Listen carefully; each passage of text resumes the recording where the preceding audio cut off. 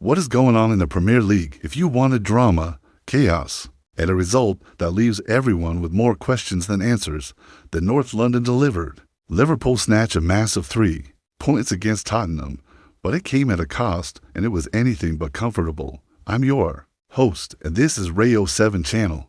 Let's break down this madness. The stage was set at the Tottenham Hotspur Stadium. For Spurs, pressure was mounting on Thomas Frank after a miserable run. For Liverpool and Arne Slot, this was a chance to build momentum, to finally look like a team that spent over £100 million on a striker. What we got was, well, a bit of a circus. The game's first major turning point came just before halftime. A reckless, late lunge from Spurs midfielder Xavi Simons on the mighty Virgil van Dijk.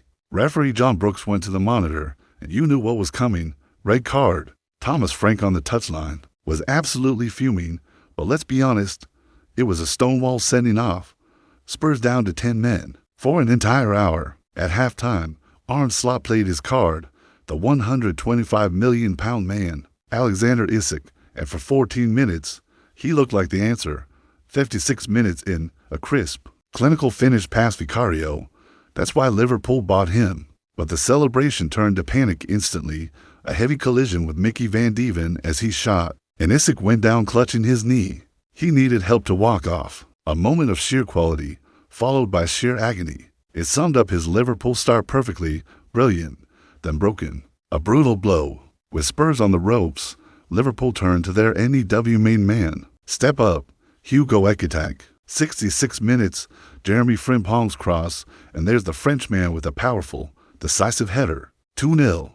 He celebrated with that icy, folded arms stare. This guy has 5 goals in his last 3 league games. He is fast becoming the heartbeat of this Liverpool attack.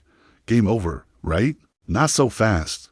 Credit to Spurs and to Richarlison, coming off the bench with 7 minutes left. He powered in a header to make it 2-1. Suddenly, the atmosphere cracked wide open. Tottenham, with 9.5 men, were pouring forward. Liverpool, who have made a nasty habit of surrendering leads this season, started to wobble. The nerves were palpable.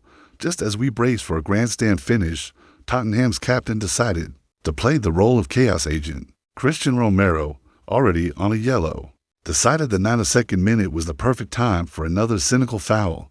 Second yellow. Off he goes. Spurs, now down to 9 men, saw their fight back effectively extinguished. Liverpool, somehow, held on. Tactically, this was fascinating. After the red card, Thomas Frank set up in a low, stubborn block. It was damage limitation, but it feeds the narrative that his style might be too cautious for a club. With Tottenham's attacking aspiration, for Liverpool, the big question is mentality. Up 2 goals and a 2-man advantage. They should have been out of sight. Instead, they invited pressure and nearly paid for it. Slot has to fix that fragility. So what does this mean? For Tottenham, the heat on Thomas Frank is now at boiling point. 1 win in 8. Their magnificent stadium is becoming a place opponents love to visit.